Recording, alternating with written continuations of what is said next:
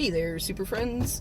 It's Joey with Last Point Gaming. Today is Friday, October 25th, 2019. So, Epidemic listened to the episode I put together yesterday. Put together is a really loose description of events there. I recorded and threw out into the ether with no editing or much less anything else. Anyway, Epidemic listened to it, and he did have some corrections to make. Oh man, now I got somebody behind me. Crap.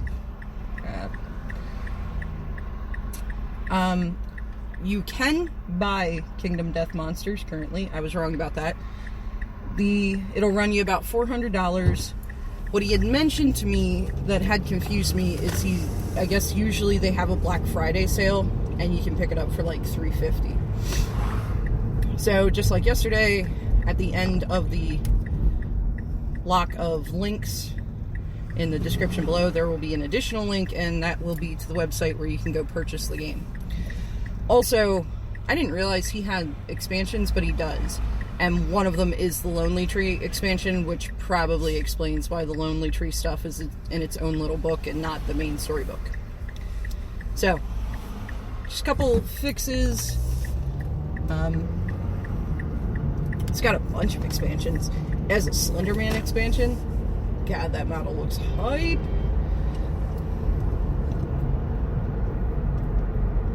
So I imagine at this point, not all the models do fit in the box, because he has more models. Like, the Lonely Tree model is actually pretty big. You know what? I'm not even going to guess on spatial relations, because I looked up, I was looking at the rundown of what comes in the box on their website, and yeah, it turns out that I was like way fucking off. Way off. The arena board is like 2 feet by 3 feet. So the box must be 2 feet long by 1 foot across. So that probably means it's about 6 inches deep-ish, somewhere around there. Yeah, I told you I'm bad with it. But there you go, and you can go check out all the details on it on their website, which again, the link should be included in the description, I would say down below, because that's what like all the YouTube people I watch say, but I don't know where you're listening to this, so I don't know where they would put the description if they have it. But I'm sure if you Google Kingdom Death Monster, you can find it. So, yesterday I went over the basics of, like, really high level, how the game works, the reality of the game, and today I'm going to tell the story that I got to live through, and hopefully I'll get everything in order. I actually tried recording this morning, and, like, it was a mess. Just an awful mess. So, some key information, I guess. Epidemic's settlement had like 15 people in it, something like that. And your settlement size does matter in some cases. Like some events that get added to your timeline for you to live out later, it'll be determined whether the encounter is friendly or hostile based on your settlement size, and I'm sure it determines other things. So we start out the settlement phase. I draw an event, I get rivalry. And Zachary, who is the settlement elder, I believe it's one of the few original characters left from when he started the campaign, and is like, super strong, has all the best stats, all the best gear. He is the leader of the pack, basically because anybody who tries to tell him he's not wouldn't fare so well. And Urza, who is a woman, and that kind of, what? Because, of course, in the Magic the Gathering lore, Urza's a dude. But Urza is the settlement's mystic. medicine woman, I guess. And they get into a fight. You know, I don't really know Urza or Zachary well enough to determine what this fight would have been about. They get in a fight. They have a rivalry. And ultimately, they can't resolve it. They come to blows. Now, this, of course, was decided because I rolled very middling on the chart of what happens. So, I didn't roll the worst possible result. I didn't roll the best. So they come to blows, and somebody's getting a gaping chest wound. And the die roll happened to put it on Urza, but, you know, it makes sense.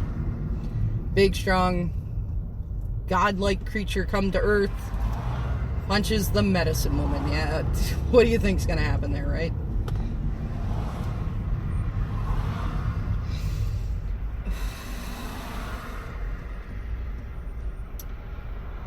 So, we do that.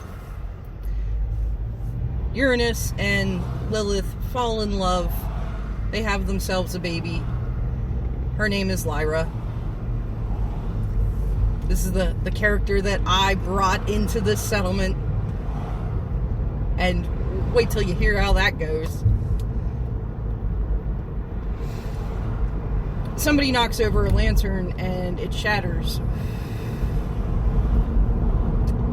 And again, this is a very primitive people. They don't really know much about anything. So if somebody goes to pick it up and, oh god, that hurts, it burns. They've discovered heat, which is actually really exciting because if you know anything about craftsmanship, a lot of tools and,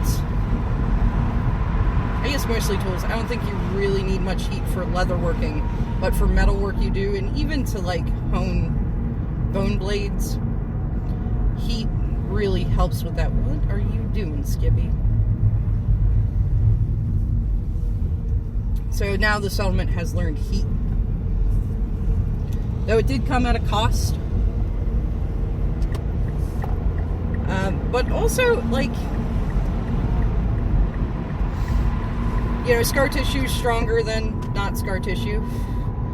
So somebody in the settlement, and honestly, I don't remember who, got the red hands fighting art, which means you can be more vicious with your hand-to-hand attacks because, well, your nerve endings in your hands are pretty much gone.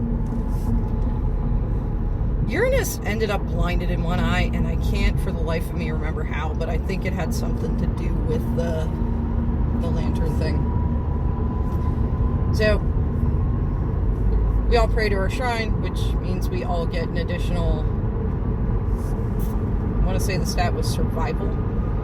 In each character at their current level could have up to 3 points. And you can spend those points while on the hunt for extra actions. Not rerolls. Yeah, I guess just extra actions. It's not so much a reroll as you legitimately just try again.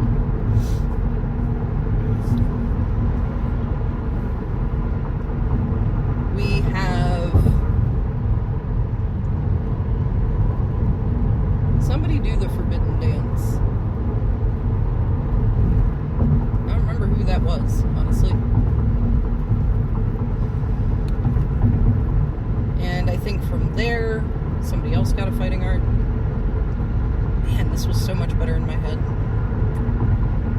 The memory's like starting to fade as the specific details, because I really closely remember Lyra's storyline, because that was pretty special. So we go through all the settlement actions. We had ourselves a rivalry, we did some praying at the shrine, and then we gear up to head out on the hunt. And Lyra gets to go out on her first hunt. Because again, Lantern Years is kind of a sketchy timeline. So Lyra's going out on her first hunt. Our options are we can either hunt down a white lion, which is what this settlement does. It's how they got to be the force that they are. It is their most common enemy. Or we can hunt down the inside-out goat, which is some kind of antelope. But that would be the first time we'd be hunting that. So Epidemic lets me pick, and it just kind of makes sense that, you know, I'm a noob, Lyra's a noob, we should probably just hunt the white lion. And this is what our settlement's been doing for ages, so yeah, this should be fine. It's great. So we go out to hunt, and just as we start our hunt, we come across an abandoned white lion cub. Now, we can either spare the little cub or harvest resources from it. Resources are kind of, you know, the lifeblood. You need them. You need to make more tools, you need to make more armor, and you need to learn things. So we decide that we're going to harvest resources from the cub, to put it politely. Now, again, because I rolled squarely middling, we attract the attention of Daddy Lion. It's important to note that the worst option, if I had really flubbed that roll, was we attract the attention of a very enraged Mama Lion. So because we attracted the attention of Papa Lion, our showdown starts forthwith, like right away. We only got one hunt action, which apparently is not the norm. So we've now engaged with the white lion in our showdown. And around we can find a little bit of terrain. There's this weird looking tree with some weird looking fruit. One of them's laying on the ground. There is an ore vein and some tall grass. Lots of tall grass. And tall grass is great because it helps you hide. So Lyra hangs back in the tall grass. Zachary decides he's going to harvest the ore vein before things get hot and heavy.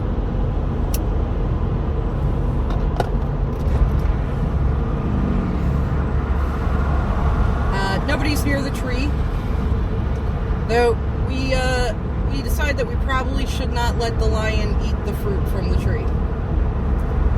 In our weird little world. Yeah, the lion gets buffs if it eats the fruit. So our combat begins. Lyra takes the first shot. Lyra's an archer, so she fires off an arrow and completely misses. Like, I think we should feel fortunate she did not hit one of our people. Okay, alright. Uranus goes running in, deciding he's going to club himself a lion. He also whiffs. Fails to connect. Zachary, takes time to harvest the ore vein and then makes a charge at the lion.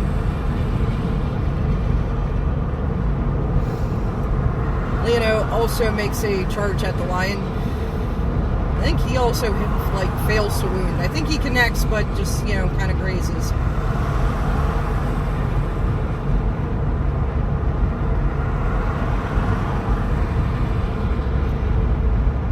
Then the lion strikes back, gets pissed off, grabs two of our people, and charges away a little bit with them, knocking Uranus and Zachary to the ground.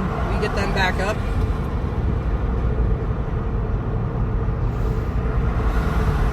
Now Zachary's got a spear, so he's got a little bit of range on the lion. That's nice, that's helpful. And we exchange blows between us and the lion. At some point, Leono rips the lion's guts asunder, so they're just kind of hanging out. Lion's tripping over them and whatnot. Lyra ends up getting into the fray, into the melee of it, and takes a wound. Everybody else's armor just barely protects them, but it holds up. But our newest member takes a wound. He'll be a scar of pride. And we finally bring down the White Lion. We rejoice, we grab our resources, we pick up our nightmare fruit, and we head back. So that's one complete turn sequence. Epidemic had some events for his next settlement phase, so we decided to play that out too. First thing, we get back, we unpack, and another rivalry sprouts up. This, of course, was a result of the first roll. We had to put rivalry on the timeline again. This time it's Lyra and Uranus. Good old dad. You know, feels an experienced hunter now. Her adrenaline's up. It's a good fight. And Uranus, you know, telling her she needs to simmer down, get back in line. And she hauls off and slugs him one good and gives him a gaping chest wound.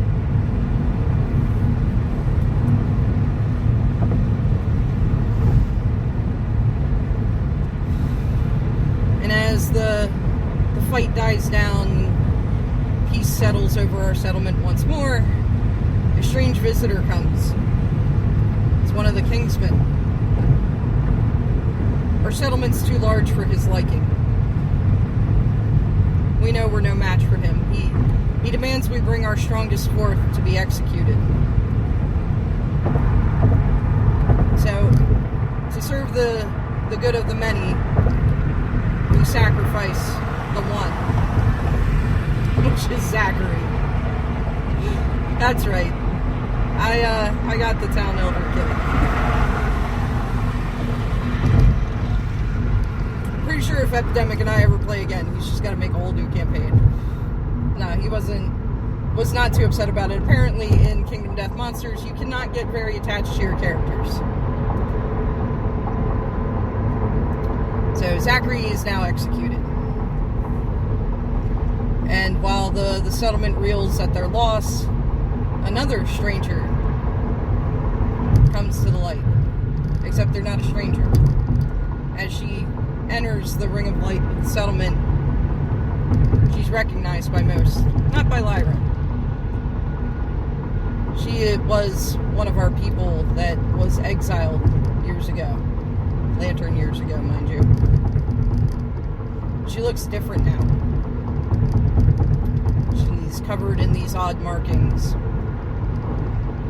She's come to spoil our good time with hard truths. And she has a heart-to-heart with Leono and Uranus. Leono accepts her hard truth, and his mind becomes a little less stable for it. He gets a little more insane. You do have an insanity ranking, which is actually good for you. It's like the opposite of Mythos, where insanity is kind of how you lose that game. Well, one of the ways you lose that game. Insanity is like armor for your mind in the Kingdom Death world. It helps you continue to live in a world that doesn't make sense. Continue to live in a world actively trying to kill you. Uranus rejects her truth and done pisses her off. So she takes a swipe at his face and blinds him in his other eye. But her mark has left him with strength. He is now the strongest person in the village. However, he will never hit anything again because he's completely blind.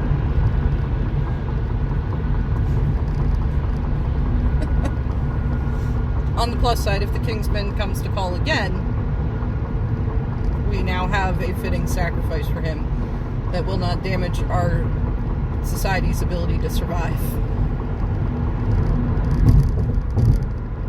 We have a triathlon of death, where we select some young warriors, Lyra, Romulus and Remus, twins that are a bit young, and Tiger Cub. Lyra is just a shining star through all this. She wins all 3 events. She beats them in the race. She wins in the debate. And she falls all of her foes in combat. She decides that she's going to be rewarded by consuming the nightmare fruit. Nightmare fruit is hallucinogenic, and she's visited upon by a spirit. She's visited by who she sees as her mother. Now, she just gave Dad a gaping chest wound. She feels not so great about that. And her mother comes to her with, a message of love and compassion.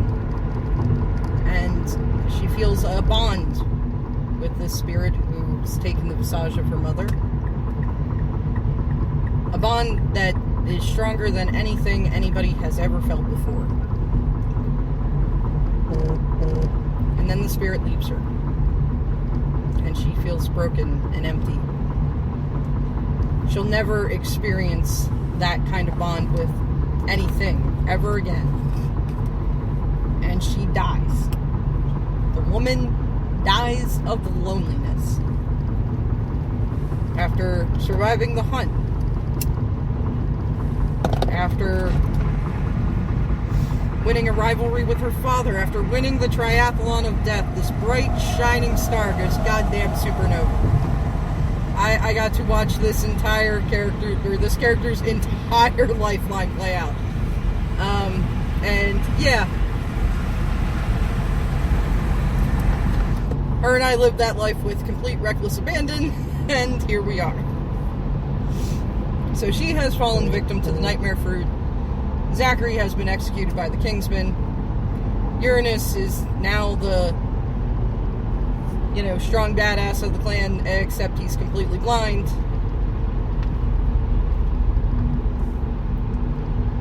And our town mystic has a chest wound. Now, luckily,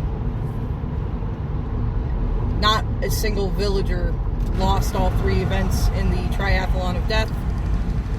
Elsewise, they would have to be cast out as well.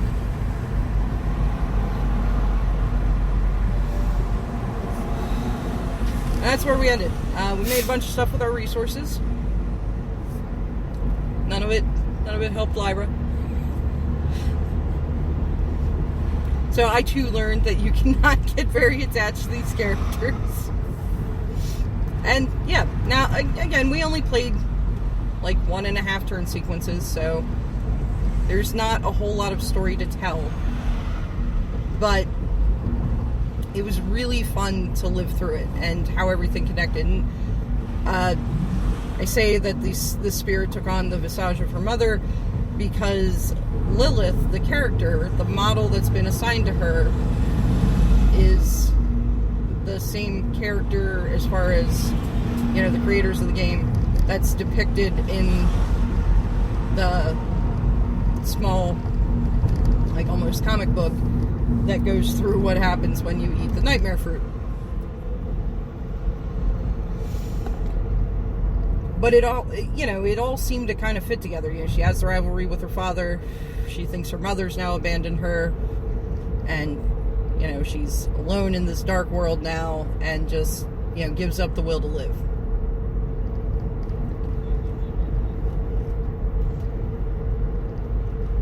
I mean, I guess it sounds less impressive when I go through it, but it was really fun to be there. And yeah, a lot of things are decided by die rolls and everything. The combat, of course, for the showdown took a bit of time. But it really doesn't feel like when you play 40K or when you're doing a combat scenario in, a traditional role-playing game where the combat takes forever and there's no real role-playing at all. It's just rolling dice over and over again. Okay, I'm gonna try this. Alright. Oh, shit, that didn't work. I'm gonna blow a blood point. Oh, nope. Fuck.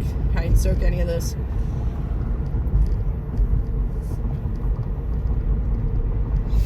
Now, the first half of our combat, we were getting our asses kicked because Epidemic and I were both rolling like shit. Unless we were rolling for the fucking lion. Holy crap, could that lion roll?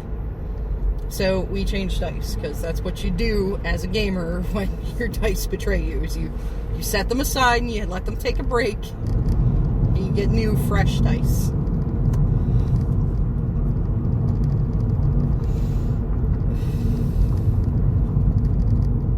But it was just really fascinating the way everything just kind of weaved together. And like, yeah, the second rivalry was going to happen because of the way the first one played out. Like, it was marked on the timeline that it had to happen. I don't remember how we triggered the Kingsman event. And, like, the Bone Witch event was predetermined when they exiled the person from their settlement before. So it's not truly random. There is some control exerted by, okay, well, if this happens, then, you know, in X Lantern years, this event's gonna trigger. But then how everything plays out is, you know, determined how you roll on the charts and everything. And you can weave together just this really neat story. So, yeah, Kingdom Death Monsters, highly recommend, unless you're, like, really offended by boobs, and then it's probably not for you, because there are lots of them. But it was a super fun game to play. Of course, it was more fun because I was playing with my best friend, and, like, him and I really love this kind of shit. And he was talking about how he was playing with one of our other friends, and, like, they were trying to determine what to make out of the resources, and he wanted to know, like, well, what are the stats on it and everything, and Epidemic's like, well, we don't know, we never made one before. And it's like, but you could look ahead. But, again, Epidemic is a purist with that kind of shit. Like, that's part of his joy of the game, is discovering these new things as they happen, and, you know, living with reckless abandon, eating the fruit when you have no clue what's about to happen. Yeah, dude, there was no roll or nothing. There was just death. And it's funny, because when he's like, hey, you know, do you want to have somebody eat the fruit? And I'm like, yeah! And he's like, okay. Who? And I'm like, Lyra. Bitch is on fire. And he's like, okay. And then we get to the end, and he's like, yeah. So I knew that was going to happen, and I thought about saying something, but, you know. And I'm like, no. She's shown just a little too bright. But yeah. It was a really fun game to play. Next week I'll be back on my bullshit with Magic. We have all kinds of pioneering things to talk about, hopefully. I saw somebody put out a mono white. It's very reminiscent of the original Boss Humans deck before it morphed into the red-white deck back in Standard. And I love everything about that deck. But took a break from Magic to talk about this other super cool game. Highly recommend you check it out if you get a chance. But all that being said, as always, if you made it this far with me, thank you very much for listening, and hopefully I'll talk to y'all next week.